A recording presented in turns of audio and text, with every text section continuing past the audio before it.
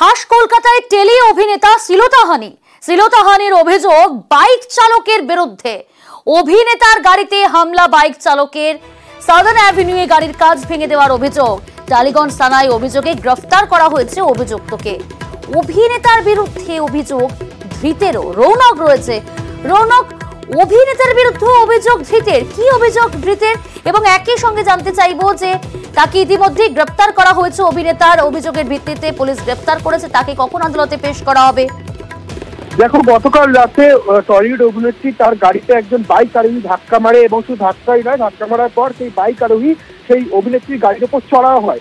তার গাড়ির কাঁচ ভাঙচুর করা হয় এবং তাকে গাড়ি থেকে নামতে বলা হয়। তৎক্ষণাৎ কিন্তু অভিনেত্রীর ভয়তে সেখানে চিৎকার করেন এবং এলাকার মানুষ জড়ো হয়ে যায়। ইতিমধ্যে তার বিরুদ্ধে থানায় তিনি অভিযোগপত্র দায়ের করেছিলেন। সেই পরিপ্রেক্ষিতে কিন্তু 39 বছরের এই বাইক আরোহীকে গ্রেফতার করে টালিগঞ্জ থানার পুলিশ।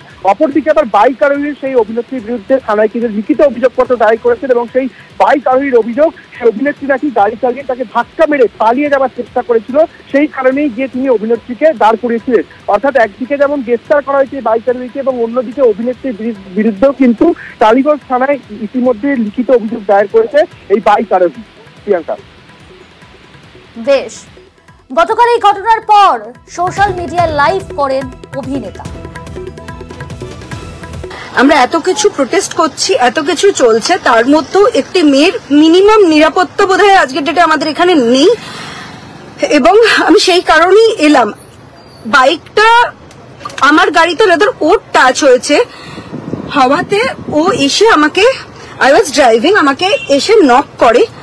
আমি একটু কাঁচ নামাই এবং আমাকে বলে দরজা খুলতে, সাউদার্ন এভিনিউতে। ওকে, আমি বলি যে দরজা আমি খুলবো না। আমি অবভিয়াসলি আমার একটা মহিলা হিসেবে আমার একটা সিকিউরিটির ব্যাপার আছে, আমাকে হি ক্যান মলেস্ট মি। তারপরে এসে ঘুষি মেরে আমার গাড়ির কাঁচ ভেঙে দেয় এবং আমি এখান থেকে উঠতে পারছি না। পুলিশ এসেছে, পুলিশরা আমাকে এখান থেকে রেস্কিউ করবে, বিকজ আমার পুরো সব জায়গায় কাঁচ হয়ে রয়েছে। কলকাতা শহরে এটা মেয়েদের সিকিউরিটি। একটি বাইক সাইড থেকে আসে, ওভারটেক করে একটা বাম্পারে আটকায়। আমিও বাম্পারে করি, আমি নিজে ড্রাইভ করছি, আমি একা ছিলাম। আমার সামনে থেকে বাইকটাকে রেখে এসে আমাকে গাড়িতে নক করে এবং আমি একটু কাঁচ নামাই, মানে his body language was like বেরো, কাঁচটাকে তুলে দিই এবং কাঁচটা তুলে ও হাত প্রায় ঢোকাবে ওখান থেকে, এরকম একটা ব্যাপার। এবং ও 3 বার পাঞ্চ করে অ্যান্ড থার্ড টাইম কাঁচটা ভেঙে যায়। ক্যাওসটা যখন চলছে, আশেপাশে লোকজন, পাবলিক ওখানে জড়ো হয় এবং ও তখন এগিয়ে যায় বাইকটা নিয়ে চলে যাবে বলে। পাবলিক ওকে ধরে ফেলে। 5 মিনিটের মধ্যে কলকাতা পুলিশ আসে। কলকাতা পুলিশ এবং পাবলিক খুবই হেল্প করেছে। আমি বলি, মানে কলকাতায় আমরা very safe, girls are very safe, কিন্তু এটা বোধহয় মানে এই সিচুয়েশনটা এমন আমরা একটা যাচ্ছি না, মানে সত্যি নিজের শহরটাকে অচেনা লাগছে, ভয় লাগছে। নবান্ন অভিযানে বাড়তি সতর্কতা প্রশাসনের। নবান্ন অভিযানে আইন শৃঙ্খলায় বাড়তি নজর। জেলা থেকে পুলিশ অফিসারদের তলব প্রশাসনের। 2000-এরও বেশি পুলিশ কর্মী মোতায়েন। কি নজর রাখা হচ্ছে, কতটা বাড়তি সতর্কতা নিচ্ছে রাজ্য, জানবো। সোমরাজ রয়েছে। সোমরাজ, দেখো, 27 তারিখে যে নবান্ন অভিযানের ডাক দেওয়া হয়েছে, সেই নবান্ন অভিযানকে সামনে রেখে রাজ্য পুলিশ আইন শৃঙ্খলায় বাড়তি সতর্ক। যেটা নবান্ন সূত্রে খবর, এখনো পর্যন্ত 2000-এরও বেশি পুলিশ কর্মী মোতায়েন করার সিদ্ধান্ত নেওয়া হয়েছে। বিভিন্ন জেলা থেকে পুলিশকে ডাকা হচ্ছে, বিশেষ করে এসআই, কনস্টেবল, র্যাফের পদমর্যাদার মতো পুলিশদের ডাকা হচ্ছে এই নবান্ন অভিযানের আইন শৃঙ্খলাকে সামলানোর জন্য। 2000-এরও বেশি পুলিশ কর্মী মোতায়েন করার পাশাপাশি, যেটা এখনো পর্যন্ত সূত্র মারফত জানা যাচ্ছে, এই নবান্ন অভিযানের জন্য মোট 13 জন এসপি পদমর্যাদা র্যাঙ্কের আইপিএস অফিসার, পাশাপাশি 15 জন অ্যাডিশনাল এসপি পদমর্যাদার আইপিএস অফিসার, 21 জন ডেপুটি এসপি বা অ্যাসিস্ট্যান্ট কমিশনার র্যাঙ্কের অফিসার মোতায়েন করা হচ্ছে। এছাড়াও 26 জন ইন্সপেক্টর র্যাঙ্কের অফিসারও মোতায়েন থাকবে এই 27 তারিখের নবান্ন অভিযানকে সামনে রেখে। ইতিমধ্যে রাজ্য পুলিশের এডিজি আইন শৃঙ্খলা মনোজ বর্মা তিনি এই নির্দেশ পাঠিয়েছেন বিভিন্ন জেলায় যাতে দ্রুত আগামী 26 তারিখের মধ্যেই এই পর্যাপ্ত পুলিশ হাওড়ায় চলে আসে এবং গোটা পুলিশ বাহিনী কিন্তু হাওড়ার পুলিশ কমিশনারের নেতৃত্বে আইন শৃঙ্খলা পরিস্থিতি সামাল দেবে, তেমনটাই রাজ্য পুলিশের এডিজি আইন শৃঙ্খলা নির্দেশ দিয়েছেন বলেই সূত্র মারফত জানা যাচ্ছে। বেশ, ধন্যবাদ সোমরাজ। আজ সকাল 10টার মধ্যেই সিটকে নির্দেশ দেওয়া হয়েছিল যে সমস্ত নথি হস্তান্তর করতে হবে সিবিআইকে। সন্দীপ জমানার দুর্নীতি তদন্ত করবে সিবিআই। গতকালই এই নির্দেশ দিয়েছে কলকাতা হাইকোর্ট। আরজি করে আর্থিক দুর্নীতি তদন্ত করবে সিবিআই, আর সিবিআইকে নথি হস্তান্তর সিটের। এ বিষয়ে বিস্তারিত জানার চেষ্টা করব। আমাদের সঙ্গে রয়েছে আমাদের প্রতিনিধি রৌনক। রৌনক, সিটের আজকে কিন্তু সিটকে নির্দেশ দেওয়া হয়েছিল সিবিআইকে এই নথি হস্তান্তর করার জন্য। হস্তান্তর কি করা হয়েছে সিবিআইকে? এবং একই সঙ্গে জানতে চাইবো যে আজ নবম দিনেও দেখা গেল সিজিওতে সন্দীপ ঘোষকে, আজও তাকে জিজ্ঞাসাবাদ করা হবে। আজ কোন কোন প্রশ্নের মুখোমুখি হতে হবে সন্দীপ ঘোষকে, এই বিষয়ে কি জানা যাচ্ছে?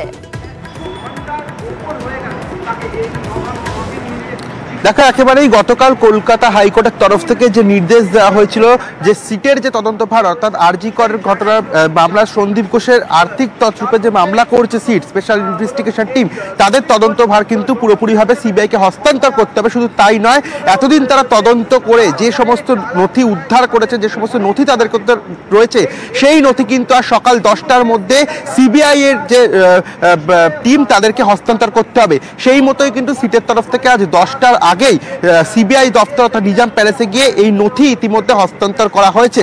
এবং অন্যদিকে সিজিও কমপ্লেক্স, সেখানে কিন্তু সন্দীপ ঘোষ আজও হাজিরা দিতে এলেন। আজ নিয়ে নবমতম দিন, তিনি 9:45 নাগাদ এই সিজিও কমপ্লেক্সে হাজিরা দিতে এসছেন। একাধিক প্রশ্নই আর্থিক তছরূপ মামলা থেকে শুরু করে যেদিন ঘটনা ঘটেছিল আরজি করে, সেদিন সন্দীপ ঘোষের কি ভূমিকা ছিল, তিনি আগে জানা সত্ত্বেও কেন বাড়ির পরিবারকে জানায়নি, বিভিন্ন ধরনের একাধিক প্রশ্নের কিন্তু সম্মুখীন হতে হবে এই সন্দীপ ঘোষকে। শুধু তাই নয়, যে পলিগ্রাফ টেস্ট, ইতিমধ্যে সেই পলিগ্রাফ টেস্টে কিন্তু অনুমতি দেওয়া হয়েছে এবং সন্দীপ ঘোষও সেই পলিগ্রাফ টেস্টে কিন্তু রাজিও হয়েছে। সেই পলিগ্রাফ টেস্ট করার মতো কিন্তু একটা খবর আসছে যে সন্দীপ ঘোষের পলিগ্রাফ টেস্ট হতে পারে। অর্থাৎ একদিকে যেমন সিটের তরফ থেকে সমস্ত নথি অর্থাৎ সন্দীপ ঘোষের যে আর্থিক তছরূপ মামলা সংক্রান্ত নথি ইতিমধ্যে সিবিআইকে হস্তান্তর করা হয়েছে, অন্যদিকে আজ নবমতম দিনের জন্য কিন্তু সন্দীপ ঘোষ এই সিবিআই দপ্তরে এসেছে হাজিরা দিতে এবং তাকে কিন্তু আর কিছুক্ষণের মধ্যেই জিজ্ঞাসাবাদ শুরু হবে। এটি একটি বিষয়। এবং আরেকটি বিষয়, সেটা হচ্ছে পলিগ্রাফ টেস্ট। সেই পলিগ্রাফ টেস্টও কিন্তু সন্দীপ ঘোষের করা হতে পারে। প্রিয়াঙ্কা, বেশ।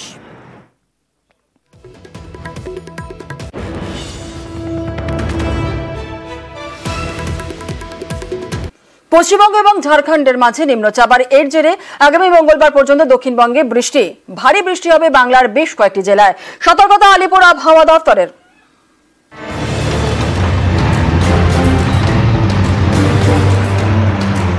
মেঘলা আকাশ, সকাল থেকে কখনো ঝিরঝিরি কখনো অঝোরে বৃষ্টি। আলিপুর আবহাওয়া দপ্তর জানিয়েছে, নিম্নচাপের জেরে মঙ্গলবার পর্যন্ত দক্ষিণবঙ্গে হালকা থেকে মাঝারি বৃষ্টি হবে।